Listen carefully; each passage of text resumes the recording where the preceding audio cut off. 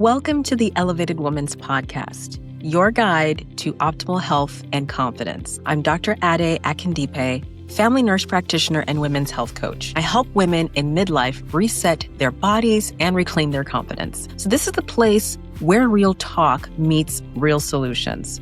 No quick fixes, no fluff, just the tools, strategies, and stories you need to break free from stubborn weight gain, balancing your hormones, and stepping into your healthiest self yet. Whether you're navigating perimenopause, menopause, or simply just tired of feeling like your body's working against you, then you're in the right place. Let's get into it.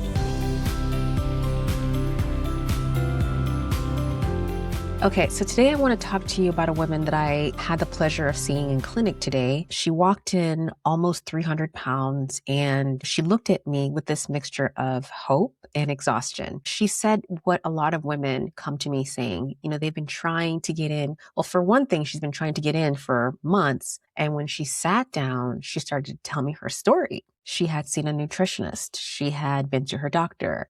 She had been started on medications. She had tried keto. She had counted calories. She had started exercising. She had even lost some weight. She had lost almost 80 pounds, and yet she felt stuck. She was still inflamed. She was still exhausted. She was still confused about why her body wasn't responding the way it used to. And as she talked, one thing became very clear to me. What was happening is no one had ever really explained to her what was actually happening inside her body. She had seen the nutritionist. They came up with a plan for her. They put her on keto and she loved it. She thrived on it. But no one really explained to her how this would look like in terms of sustainability. No one ever explained to her what was happening inside her body. She was probably during perimenopause when she lost this weight, then went through menopause and now post-menopause. And she had lost this weight. Let's actually backtrack a little bit. She had been over 300 pounds and at that time had developed diabetes, and she was now on metformin and some other medications as well as blood pressure medications. During this period, she had also gotten a job, a stressful job, working long hour shifts, working weekends, and then doing a lot of other things that were going on in her life at the time. So she managed to drop this weight. She dropped the 80 pounds total, didn't drop anymore. She wanted to keep going, but she just couldn't. So I say all of that to say that this is something that's very common, and we need to have these conversations with women when they're trying to embark on their own journey to getting healthier, getting off medications, feeling more confident and fitting into their clothes and just having more energy and the likes. So today we're talking about the midlife mistake that keeps women in general, capable, smart women, high achieving women, feeling stuck. And it's not because you lack effort. It's that we're trying to solve a hormone shift with willpower. We're solving it with what works for one person, works for everybody. So a one-size-fits-all approach. So as a midlife in women's health and weight loss coach, what I do is help women through this period, with hormones, what might be happening in their life at the time. Maybe they need gut healing. Maybe they need to lose the stubborn belly fat. And they just want to feel like themselves again. And what I see over and over again is that women are doing everything right and still feeling like their body is working against them rather. So in this episode, we're going to unpack a lot, okay? Why dieting like you're 25 backfires after 40? Why over-restricting and over-exercising actually increase fat storage? Why stress is the silent driver and no one is addressing this? Why chasing hormone replacement without a foundation doesn't work? And 5 strategies you can start to use today to stop spinning your wheels. So going back to this woman's situation, as I listened to her, I kept thinking, this is not a woman who lacks discipline because she's already been through what she's been told to do. She's gone to her doctor. She's gone to the nutritionist. She's been trying for years. And here she is, much older, post-menopause, done all the things, but she's back here in my clinic. Why? So I started this typical coaching method that I use. I start to kind of unwrap things and try to start with a discovery phase like we normally do. And when I ask her about these questions, and this is just the initial assessment about sleep and stress, strength training, protein, boundaries, the usual things I ask, She laughed. She talked about her digestion. She said she was bloated. Most times when she eats things, it's almost like she has a reaction or sensitivity to it. Her strength training was inconsistent. Protein intake sounded like it was very low. Boundaries with busy schedule, non-existent. And no one ever explained to her that in perimenopause and menopause, those hormone shifts that we have and that gradual decline until we are no longer making those hormones is part of the cause. You have the hormone dips like we've talked about in other episodes. While estrogen declines, insulin resistance increases, which explains part of the reason why she ended up being diabetic and all those medications. Combine that with a lifestyle where there's a lot of stress with her work and other things, and she's more sedentary. Muscle mass declines as she get older. Your digestion slows. Now she's more bloated than usual. Okay, so her strategy wasn't necessarily wrong. It was probably outdated and it wasn't really complete. So it's not that keto and all those other things that she was doing was wrong. It's like, how do we make sure that this fits into your life right now? What worked for you back 10 years, 15 years ago is probably not going to work for you right now. So at 25, you could slash calories, do extra cardio, skip meals, sleep for 5 hours, drink on weekends, and your body would just bounce right back. But at 45 plus, this same strategy spikes your cortisol. Your nervous system cannot handle all of that stress. Posted something the other day on social media about how cardio can make you fat. And initially I got the response like, wait, what? But it's true. When you overdo something and your body feels unsafe, it will store energy. It will hold on to fat. You will not lose that weight. So remember, low calories equals stress. You need to fuel your body. So eating less and moving more may not be the strategy that works for you right now. You may actually need to eat more. Excess cardio also equals stress. Skipping meals equals stress. Poor sleep equals stress. And so when your stress levels increase, your cortisol, right, your stress hormone increases, it tells your body, store fat. Okay, especially around the midsection. So this is what the issue is for most women when they feel stuck, right? So this same woman, one of the things I like to do is bring out the body composition paperwork that shows what your weight is, what your fat mass is, what your muscle mass is, what your visceral fat is, what your percent body fat is. So those are the markers that I look for. And when you have that high visceral fat, when you have that high percentage of body fat, this is what keeps women in perimenopause and beyond stuck. So if you've been pushing your body by trying to fix it, I want you to hear this. Your body is not resisting you. It's protecting you. It's that protection mode. So the woman I met today was exercising, doing mostly cardio. And I want to really break this down because it's not that cardiovascular workouts are not good. In fact, if you do cardiovascular workouts consistently, you may initially lose weight, but you may come to a standstill. Your body gets really used to that routine and it kind of stays stuck. The other thing too is that your muscle really becomes your metabolic engine. It's what revs up your metabolism when you strength train and build muscle. So as your estrogen declines, those same cardio workouts that you used to do may not be as effective. So muscle protein building decreases as estrogen declines. That means you lose more muscle very easily. So it becomes more intentional. You have to make sure that there's some form of strength training or muscle building in your routine. When that happens, your metabolism starts to build up more. You have more blood sugar control. So this same lady is someone we're going to really work with to try to improve her insulin sensitivity. Insulin resistance increases. And then, of course, when your insulin goes up, fat storage follows suit. Okay. So more cardio and working out 5 days a week, 7 days a week is not going to change that. So the other thing is stress. When I asked her about stress, she said, well, it's just life, right? It's just life. Midlife women normalize this chronic stress. Like this is just the way it is. Career, aging parents, teenagers, relationship shifts, financial pressure, body changes. Meanwhile, most times it's the stress. It's the unmanaged stress. Stress is going to be there, but are you managing the stress? When cortisol stays high, blood sugar rises, blood pressure rises, fat storage increases, sleep worsens, cravings intensify. So no amount of keto can out-diet chronic stress. No amount of dieting can out-diet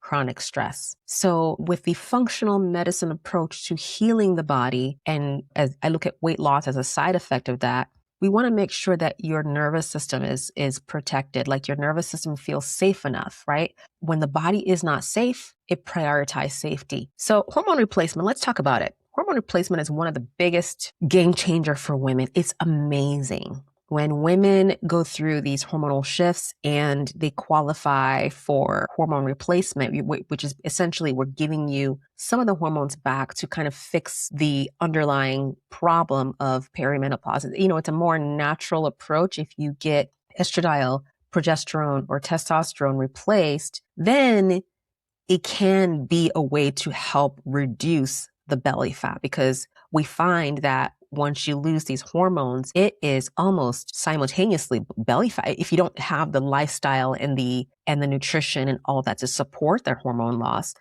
women start to notice the belly fat. And most times they'll say, I just don't remember having this much fat. Nothing has changed. I eat the exact same things, but I'm gaining belly fat. That's the reason. Hormones alone won't fix the problem though, but it is something that you could consider if you do an assessment, make sure that this can benefit, the benefit outweighs the risks, which hormone replacement is a great option, but you can't just do that alone and think everything is going to be fixed. It has to be a holistic approach. Okay. Because if your cells are inflamed because you're eating the wrong foods, you're getting hormone replacement. Maybe your hot flashes go away, or sometimes women will say, well, it's gone, but not necessarily completely. Well, if your lifestyle, the way you eat, the way you manage stress isn't really adequate, then you may not get the full benefits of hormone replacement. I hope that makes sense. So the other thing is focusing on just the scale. So I've said it in many episodes that the scale can lie to you. The scale can lie to you. The scale is just a number. So you can have a woman that's 140 pounds, but has 50% body fat, right? Women will say, I just want the weight off. And I'm like, well, what do you mean? And I'll show them the body composition and I'll go through these numbers and then you see the lights go on.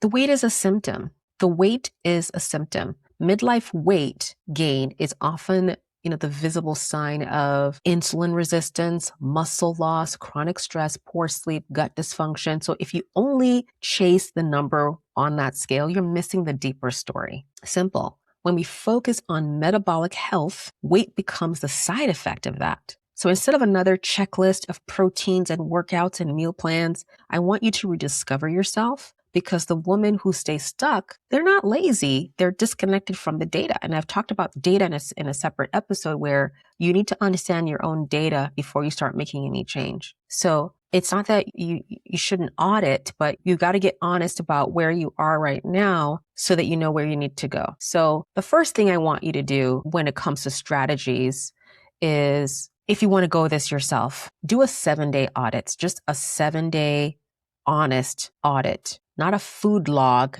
not like necessarily tracking your food, an honesty log. That means, what is my sleep quality? I don't mean, I went to sleep at 10 and I went to bed and I woke up at 5. Like, what is the quality of your sleep? Do you feel rested when you wake up, or you feel like you need to grab a cup of coffee before you get going, or else? What are your energy levels like? Track it. Mood. Are you mostly irritable? What are people saying around you when you get to work in the morning? Are you like really irritable until you have a couple of cups of coffee? What is triggering stress for you? Cravings. What are you craving? Are you craving a lot of sugar? If you're craving a lot of sugar, that could mean maybe you're not sleeping well. That could mean maybe you have what we call gut dysfunction, or really poor gut health, where you actually crave more sugar because of what you are eating. Maybe you have the wrong kinds of bacteria that are in your gut, and we need to kind of clean that up. Okay. Workouts. How do you feel afterwards? Do you feel really exhausted? Does it take you hours, days to recover? Patterns will start to emerge, and that's where we start to figure out where we need to move to next. So you can't fix what you can't clearly see, right? So next thing I want you to do is identify your dominant stress driver. What is keeping your nervous system on edge all the time? Is it under eating, overtraining? Is it alcohol? Because sometimes this can get missed. Women will think, well, just one glass of alcohol is enough, but sometimes that just might be the one thing you need to reduce or remove completely. people pleasing, not saying no to things and saying yes to everything, and then you're last on the list. Caregiver burnout, right? These are real things. No boundaries. Remove one unnecessary stressor. Just one. There's going to be multiple. Try to remove one. That alone can actually shift your hormones. If you have one less thing on your plate, I tell women sometimes it's necessary to delegate. Take something that takes up a lot of your time. Can you delegate this to somebody else? Ask that question. Sometimes it might be necessary to get an assistant, maybe a virtual assistant, to help you with these mundane tasks that you don't necessarily have to be involved in. It may cost you a little bit of money, but sometimes it is necessary. Stop outsourcing your authority. How many programs have you tried? How many plans have worked for someone else that you're trying to try because they worked for somebody else? Your metabolism is personal to you. Your body, your genetic code is different. So why would you want to rely on what somebody else is doing, right? So there's no universal blueprint to getting where you need to go to. So if you keep chasing someone else's template, you can see how that can be very frustrating. Okay. The other thing I want you to do is I want you to be very honest with yourself, right? Ask yourself this question: am I chasing weight or health? This is a question I ask my potential clients when they come in for their first assessment. It's like, why now? Why are you trying to do this right now versus a year or two later? The reason why I ask this is I'm trying to gain clarity on their why. What is their long-term goal? Because when I hear I want to lose 80 pounds and I want to lose it in 3 months, it makes me realize that your focus isn't quite there. What are some things that you're trying to change? So the goals I'm looking for, and it's not that if you want to lose that weight, I won't work with you. But what we're trying to know is how can we work on reframing what weight loss, sustainable weight loss looks like? Because losing weight, 80 pounds in 3 months is probably not ideal. And it's probably going to come right back if you lose it that fast, right? We talked about the body and quick changes. Your body doesn't like that. It thinks you're stressed. It's going to try to gain that weight back, or you're going to get stuck, right? So we look at other data, like I want to improve my sleep. I want to feel stronger, more confident. I want to crave healthier foods. Those are healthier, sustainable goals, right? Metabolic healing often precedes weight loss. When your body feels safe and you're metabolically healthy, weight loss is a side effect. So don't miss the wins because you're obsessed with that scale. So that's very important. And then decide if you're ready to stop doing this alone. Here's what I told the women in my office today. You can keep experimenting. I mean, there's so much out there, right? Or you can get precision, because guessing costs time, it costs money. And the longer your insulin resistance builds up, at some point, it can be too late. It can. Because once your blood sugars get to the point where your pancreas stops compensating by producing insulin, at that point, you're needing multiple medications to control your diabetes. You're needing high blood pressure medication. You're needing cholesterol medication and much more, right? So the longer your muscle declines, the more you stay stressed, the harder it becomes to get back to optimal health. So investing now can prevent more medications, more dysfunction, more frustration later. Waiting is expensive. So strong women, struggle to ask for help sometimes. I can do it. I know what to do. But sometimes you need that push. Sometimes you need a coach to get you to the next step, right? You are capable, but navigating perimenopause, menopause, insulin resistance, cortisol, all these other things, sometimes the support is the strategy you need during this phase because you don't know what you don't know, right? Okay.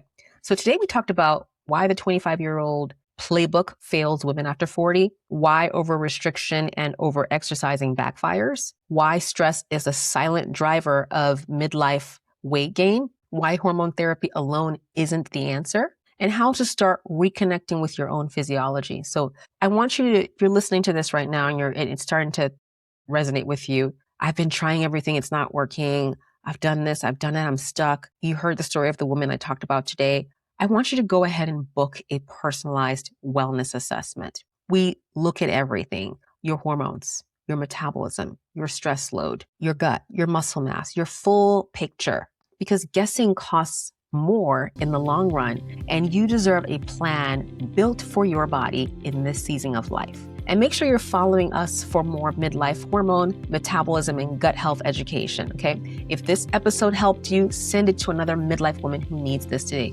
You are not broken.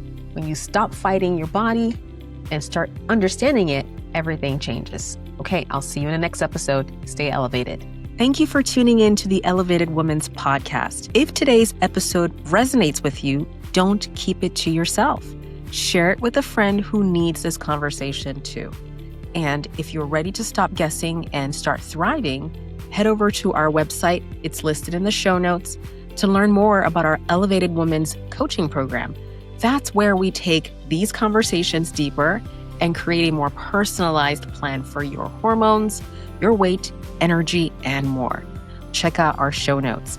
I've linked free tools and cheat sheets to help you get started right away. For more daily tips and inspiration, come hang out with me on Instagram at The Elevated Woman Coach. And don't forget to subscribe to my YouTube channel, Thriving Over 40 with Dr. Akindipe. Until next time, stay elevated.